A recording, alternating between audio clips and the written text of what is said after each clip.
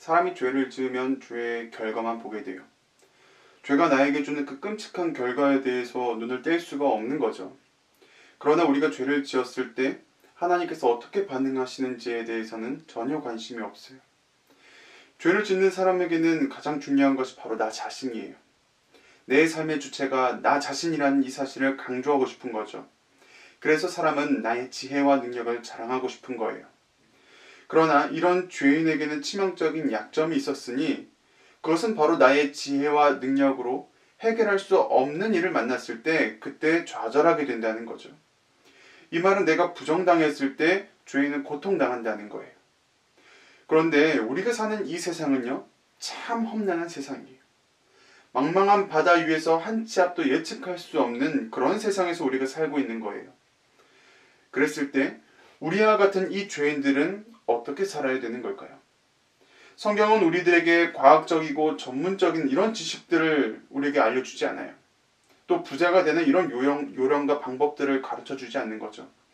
대신 죄인이 세상을 살아가는데 가장 필요한 위대한 진리 한 가지를 우리에게 가르쳐줘요. 바로 죄를 다스리는 하나님의 모습을 우리들에게 보여주는 거예요. 오늘 말씀은 인류 역사상 가장 최초에 대해서 우리가 좀 다루어 볼 거예요. 그리고 그 죄를 다스리는 하나님의 최초의 모습을 우리가 좀 찾아보려고 해요. 본격적으로 말씀을 나누기 전에 먼저 한 가지를 좀 짚고 넘어가려고 해요. 성경에 보면 하나님이라는 용어와 여호와라는 용어가 나와요. 둘 다 하나님을 가리키는 말이에요. 그러나 이 단어들의 용례를 보면요, 서로 강조하는 바가 서로 달라요. 의미하는 바가 다른 거죠. 하나님은 이 세상을 창조하신 강력한 주권자로서의 성격을 가져요. 그리고 여호와는요, 인간과 언약을 맺으신 하나님의 그 속성을 나타내는 거죠. 그래서 성경이 여호와 하나님 이렇게 말하는 것은요, 우리 인간에 대한 약속을 지키시는 신실한 하나님에 대한 고백인 거예요. 그런데 간혹 앞에 여호와를 빼놓고 하나님만 기록할 때가 있어요. 오늘 본문이 대표적이에요. 왜 그럴까요? 창세기 3장 말씀을 나누는 가운데 좀 그 비밀을 한번 풀어보도록 할게요. 창세기 3장은 인류 최초의 죄를 소개해요. 처음 죄가 어떻게 천거했는지를 보여줌으로써 죄의 원인과 결과를 하나님의 관점에서 풀어내는 거죠. 먼저 사람이 죄를 짓도록 유발한 것은 뱀이 한 일이에요. 그런데 성경은 이 뱀에 대해서 이렇게 소개해요. 뱀은 여호와 하나님이 지으신 들짐승 중에 가장 강교하니라. 먼저 뱀을 만드신 이가 하나님이라고 소개해요. 그리고 이 뱀의 특징이 강교하다는 거예요. 원래 이 강교하다는 단어는 히브리어로 아룸이라고 하는데 이는 지혜롭고 슬기롭다는 것을 뜻해요. 그러니까 뱀이 똑똑한 것은 하나님께서 뱀에게 주신 특징인과 동시에 하나의 축복인 거죠. 그러나 뱀은 하나님의 축복을 그릇되게 사용해요. 그래서 뱀의 지혜를 강교하다라고 나타내는 거예요. 이제 뱀이 우리가 하와라고 알고 있는 이 여자에게 다가가요. 그리고 여자에게 한 가지 질문을 던져요. 하나님이 참으로 너희에게 동산 모든 나무의 열매를 먹지 말라 하시더냐. 자, 이 첫 번째 질문을 통해서 뱀이 얼마나 똑똑한지 드러나요. 먼저 뱀은 하나님을 지칭할 때 여호와라는 이 단어를 빼고 말해요. 이것은 하나님이 가진 신뢰성에 대한 속성을 빼고 말하는 거죠. 그러면서 교묘하게 하나님의 언약을 왜곡시키기 시작해요. 본래 하나님께서 아담과 맺으신 최초의 언약은 창세기 1장 16절 이하에 나와 있어요. 여호와 하나님이 그 사람에게 명하여 이르시되 동산 각종 나무의 열매는 네가 임으로 먹되 선악을 알게 하는 나무의 열매는 먹지 말라. 네가 먹는 날에는 어떻게 돼요? 반드시 죽으리라 하시니라. 하나님은 아담에게 동산 모든 나무의 열매를 먹어도 된다고 하셨어요. 그러나 단 한 가지의 열매는 먹지 말라고 하신 거죠. 이게 뭐예요? 선악과예요. 그러나 뱀은 이 사실을요, 교묘하게 꼬아서 막 듣는 사람으로 하여금 오해하게 만드는 거예요. 마치 하나님이 선악과를 포함한 동산의 모든 나무 열매들을 다 먹지 말라고 금한 것처럼 그렇게 혼란을 야기시킨다는 거죠. 그리고 이 질문의 마지막 어구를 보세요. 먹지 말라고 하시더냐. 반어법적인 질문이에요. 이것은 하와로 하여금 하나님에 대한 반발심을 유발시키기 위해서 하는 그런 질문인 거예요. 뱀의 질문에 하와가 이렇게 대답해요. 동산 나무의 열매를 우리가 먹을 수 있으나 동산 중앙에 있는 나무의 열매는 하나님의 말씀에 너희는 먹지도 말고 만지지도 말라. 너희가 죽을까 하노라 하셨느니라. 하와는 일단 뱀의 질문에 대한 답을 하나님의 말씀에서 찾아요. 여기까지는 좋아요. 그러나 이때 하와도 뱀처럼 여호와라는 이 단어를 생략해버려요. 그러면서 하나님과 맺은 이 언약의 내용을 스스로 왜곡하고 하나님을 마치 강압적인 분으로 묘사하기 시작했다는 거예요. 하와가 언약의 내용 중 무엇을 왜곡했을까요? 하나님은 분명 아담에게 선악과를 먹으면 반드시 죽는다고 하셨어요. 이것은 죄의 결과에 대해서 하나님께서 미리 정하신 내용이에요. 죄를 지으면 하나님께서 어떻게 반응하실지 확실하게 알려주시는 거죠. 그러나 하와는 이렇게 왜곡해요. 죽을까 하노라. 죽을까. 하와는 지금 하나님의 말씀을 반신반의하는 거예요. 죽을 수도 있고 안 죽을 수도 있다 이렇게 생각을 하는 거죠. 이 장면을 보면서 이 장면을 통해서 인간의 마음의 죄가 최초에 어떻게 시작되는지를 우리가 알 수 있어요. 그것은 하나님에 대한 의심에서부터 시작해요. 하나님을 신뢰하지 못하는 마음에서 죄가 비롯되는 거죠. 하와는 하나님의 언약을 믿지 못했어요. 그래서 하나님을 가리킬 때 여호와라는 이 호칭을 빼놓고 이야기하잖아요. 이거는요, 우리도 마찬가지예요. 평소에 하나님의 말씀을 신뢰하는 척하지만 결정적인 순간에는 하나님을 빼놓고 생각하는 거예요. 성경의 말씀이 진리라는 것을 우리는 알지만 성경의 말씀대로 내 삶을 결정하기는 위험하다라고 생각하는 거죠. 그래서 우리는 하나님을 내 인생의 보조적인 수단으로 이용하기로 했어요. 일단 내 인생을 내가 계획하고 판단해요. 이건 오로지 내가 하는 일이에요. 그 가운데 하나님의 역할은 내 계획에 동조하고 성실한 축복으로 그 일들을 다 뒤에서 서포트하는 거. 이걸 우리가 바라는 거예요. 그러나 이것은 하나님이 내 삶을 이끌어가기에 부족한 분이라고 의심하는 것이며 동시에 하나님과의 관계까지도 망쳐버리는 아주 위험한 사고방식이라는 거예요. 자, 이제 하와의 대답에 뱀이 뭐라고 말하는지 한번 볼까요? 뱀이 여자에게 이르되 너희가 결코 죽지 아니하리라.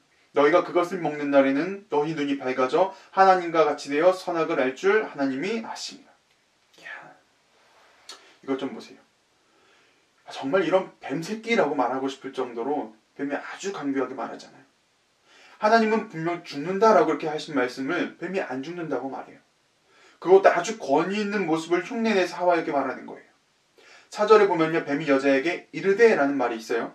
여기서 이르되라는 이 단어가 히브리어로 아마르라고 하는데 이건 지시하다, 명령하다라는 의미가 다 포함되어 있는 거예요. 그러니까 지금 뱀이 하나님을 흉내내고 있다는 거죠. 그러면서 하나님의 말씀을 반대로 돌려서 지금 거짓말을 하는 거예요. 지금까지 아담과 하와가 선악과를 먹지 못한 가장 큰 이유는요, 그걸 먹게 되면 죽기 때문이에요. 그러나 뱀이 죽지 않는다라고 말한 지금 하와의 마음속에 금제가 지금 하나 풀린 거예요. 그리고 뱀은 아주 달콤한 말로 인간의 마음을 충동질하기 시작해요.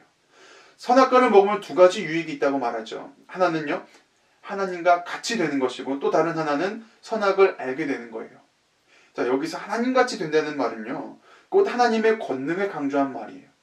인간도 하나님과 같은 권능을 가지게 된다는 말이죠. 그리고 나서 선과 악에 대한 깊은 지식을 가지게 된다고 말이에요. 그러나 이것들은요, 다 거짓말이에요. 다. 선악과를 먹고 나서도 사람은요, 하나님과 같은 권능을 가지지 못했고 선과 악을 알기는커녕 오히려 선에 대해서 무지한 모습을 보여줘요. 그리고 더 악한 모습으로 치닫게 되는 거죠. 그러니까 그러니 지금 뱀이 얼마나 말도 안 되는 거짓말로 하와의 마음을 흔들어 놨는지 우리가 알 수 있는 거예요. 뱀의 말을 들은 하와는요, 이때부터 이제 막 눈이 돌아가기 시작해요. 우리가 간절히 사고 싶은 물건이 이렇게 보이면은 눈이 돌아간다라고 표현하잖아요. 얼마 전에 제가 아이패드를 새로 사고 싶어가지고 제가 눈이 돌아간 적이 있어요. 지금 거는 화면이 좀 작아서 더 큰 걸로 이렇게 화면을 바꾸고 싶었는데 그러다 제가 좀 새 거는 사기 좀 부담되니까 중고나라에서 이렇게 좀 중고 물품이 없을까 좀 알아봤어요. 그러던 중에 정말 말도 안 되는 가격으로 정말 좋은 상태의 물건이 나온 거죠. 눈이 딱 돌아가더라고요. 근데 여기서 서비스로 이제 공기팟이라고 하죠. 에어팟도 서비스로 넣어주겠다는 거예요. 와, 진짜 이건 뭐 가슴이 막 두근두근하기 시작해요. 그런데 알고 보니까 이게 사기였던 거죠. 다행히도 제가 중간에 사기라는 것을 눈치채서 이제 사기는 안 당했지만 순간 가슴이 철렁하더라고요. 이렇게 눈이 돌아가는 죄를 가리켜 성경은 뭐라고 하냐면 안목의 정욕이라고 말해요. 그리고 이처럼 안목의 정욕이 지배하는 지금 하와의 뇌는 완전히 기능 고장을 일으켜요. 선악과를 보면서 막 침을 흘리는 거예요. 하와가 선악과 그 나무를 보니까 이건 먹음직도 하고 보암직도 하고 이건 나를 지혜롭게 만들어줄 만큼 너무 좋아 보이는 거예요. 그래서 이게 뭐예요? 어머, 이건 꼭 먹어야 돼. 하와는 그 자리에서 바로 선악과를 하나 이렇게 따서 먹게 돼요. 이때 우리말 개역개정 성경은요, 이걸 따먹고 라는 한 단어로 나타내지만 원어에 보면 이걸 두 단어로 따로따로 표현해요. 따다의 뜻을 가진 와티카으라는 단어와 먹다의 와투칼이라는 단어를 이렇게 나타내는 거죠. 왜 이렇게 행동을 두 가지를 따로 표현했냐면요, 그만큼 최초로 벌어진 이 하와의 범죄 행위에 대해서 우리가 주목하게 만드는 거예요. 최초 인간이 어떻게 죄를 범했는지를 우리에게 똑똑히 보여주는 거죠. 하와의 범죄는 여기서 그치지 않아요. 열매를 하나 더 따서 이번에 자기 남편에게도 갖다 줘요. 이때 성경은요, 이 장면을 참 안타깝게 묘사해요. 한글 번역엔 나오지 않았지만 원문에 보면 이 남편을 뜻하는 레이사스라는 단어 앞에 깜이라는 단어를 이렇게 붙여놔요. 이 깜이라는 단어가 뭐냐면 이게 또한 역시라고 이제 표현이 되기도 해요. 근데 한편으로는요, 이게 참으로라는 말로도 이게 번역이 돼요. 그러니까 하와를 통해서 남편 아담에게조차 이 죄가 확산되는 안타까운 현실을 묘사하기 위해서 깜이라는 단어를 사용했다는 거죠. 성경이 보기에는 죄가 전염되는 이 모습이 참으로 안타까웠던 거예요. 저는 이것이 하나님의 시선이라고 생각해요. 죄가 통제되지 않고 사람들 사이에서 이 퍼져가는 모습 자체가 하나님 마음에 참 안타깝게 느껴지는 거죠. 우리도 코로나가 전혀 통제되지 못하는 상황에서 막 여기저기 전염되는 모습들을 보면 안타깝잖아요. 죄가 하나님을 포함하여 우리들에게 심어주는 마음은 기쁨이 아니에요. 오히려 정반대의 것이죠. 죄를 기쁨으로 여기는 것은 오직 사탄밖에 없어요. 어쨌든 하와도 아담도 둘 다 선악과를 먹었어요. 이제 먹고 보니까 그들의 눈이 밝아진 거예요. 그리고 자신들이 비로소 벌거벗었음을 깨닫게 되는 거죠. 그리고 수치심을 느껴요. 사실 벌거벗은 수치는요, 아담과 하와가 모르는 감각이었어요. 죄를 짓기 전에는 수치심을 알 필요도 없었고 이것도 알아서도 안 되는 거였죠. 그러나 선악과를 먹고 나서 수치심을 알게 됐어요. 이 말은요, 그들이 알아서는 안 되는 지식을 습득했다는 거예요. 봐서는 안 될 것을 이제 그들이 보기 시작했다는 거죠. 바로 죄라는 녀석이에요. 그들은 곧바로 풀잎을 엮어서 치마를 만들었어요. 자신의 치부를 가리기 위함이었던 거죠. 그럼에도 불구하고 그들의 가려지지 않는 수치심이 있는 거예요. 바로 영적 수치심이에요. 영적으로 타락해서 더럽혀진 자신들의 그 적나라한 모습은 어떻게 해서도 가릴 수가 없었던 거죠. 최초 인류의 죄. 이 죄 앞에서 하나님은 어떤 모습을 보여주실까요? 단숨에 우리 죄를 조사하고 추궁해서 죄값을 물으실까요? 우리 행동 하나하나 꼬집으면서 다 그것들을 정죄하실까요? 그것도 아니면 다음부터는 이렇게 하지 말아라 이렇게 말씀하시면서 용서하고 덮고 그냥 그렇게 넘어갈까요? 제가 창세기 3장을 연구하면서 가장 충격적이고도 제 마음을 주체할 수 없던 부분이 바로 3장 8절 이 부분이에요. 죄를 다스리는 하나님의 모습을 보면서 제 마음이 떨리더라고요. 3장 8절에 그들이 그날 바람이 불 때 동산에 거니시는 여호와 하나님의 소리를 듣고 아담과 하와가 여호와 하나님의 낯을 피하여 동산나무 사이에 숨은지라. 인간이 죄를 지었을 때 하나님은 즉각적으로 반응하세요. 아담과 하와가 선악과를 따먹고 죄를 범하던 그날에 곧바로 임하시는 거예요. 이때 에덴 동산에는 바람이 불었어요. 이 바람은요, 스산한 바람이 아니에요. 인간이 살기에 최적화된 부드러운 산들바람을 의미해요. 이러한 배경 속에 하나님은 아담과 하와를 찾아오시는 거예요. 이때 성경은요, 하나님을 여호와 하나님이라고 기록해요. 최초의 언약을 맺으신 하나님께서 그 언약의 대상자인 인간을 찾아오신다는 거죠. 하나님은 에덴 동산을 거니면서 아담과 하와를 부르세요. 자, 여기서 동산을 거니신다라는 표현은요, 하나님께서 스스로 결단해서 움직인다는 것을 의미해요. 하나님께서 마음먹은 뜻을 실천하기 위해서 움직이신다는 거죠. 즉, 인간을 향한 하나님의 계획이 시작되었음을 이제 알려주는 거예요. 그렇다면 인간을 향한 하나님의 계획은 무엇이었을까요?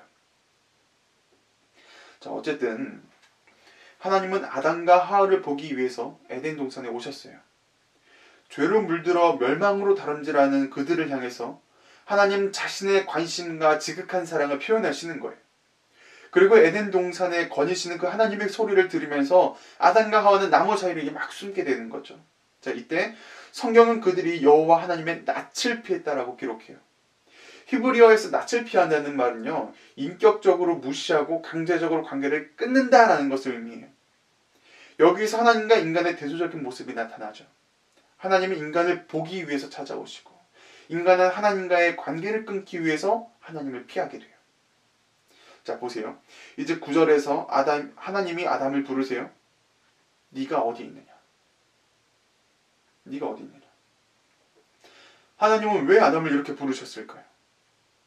정말로 아담이 어디 있는지 몰라서 이렇게 말씀하신 걸까요?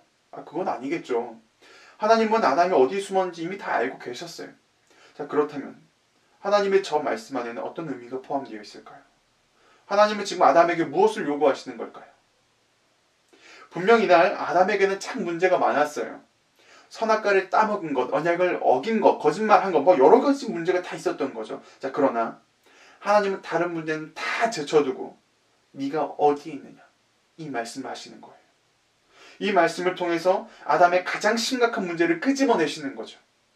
그 문제가 뭐예요? 관계의 문제예요. 관계. 아담이 하나님을 끊어내려는 이 심각한 문제를 이제 다루시는 거죠.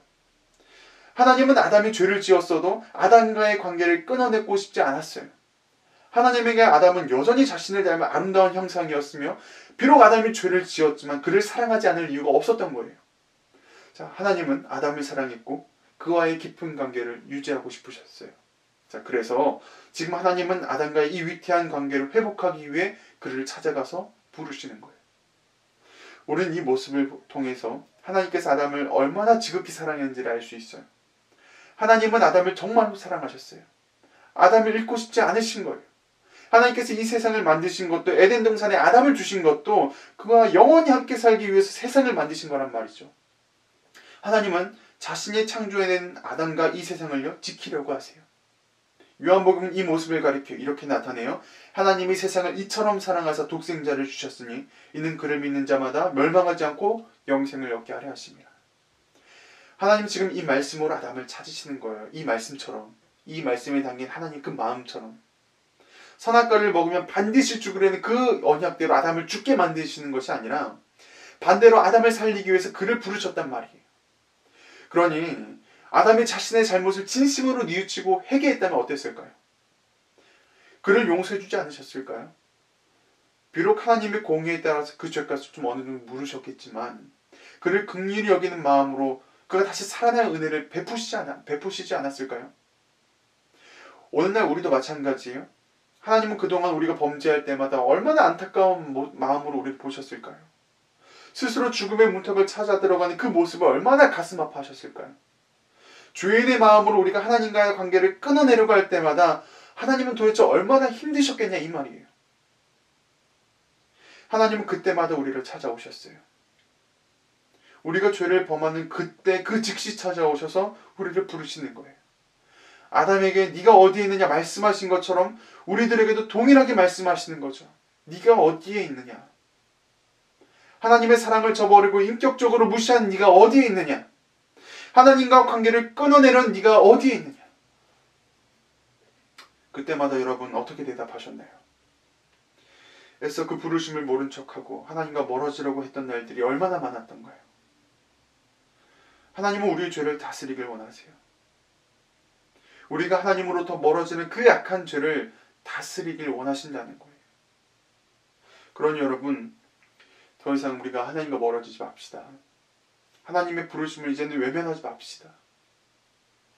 우리가 하나님의 부르심에 대답만 하면 하나님 우리를 만나주실 거예요. 우리가 죄를 뉘우치고 회개하면 하나님은 충분히 그 죄를 다스려서 우리를 다시 회복시켜 줄 거란 말이에요. 그러니 여러분, 우리가 하나님께로 돌아갑시다. 우리의 인생에 달콤했던 사탄이 주는 그 유혹들을 뿌리치고 하나님께로 돌아갑시다. 안목의 정욕에 휩싸여 세상에 눈 들어갔다는 나의 이 모습을 버리고 이제는 우리가 다 같이 하나님께로 돌아갑시다. 돌아가면 회복됩니다.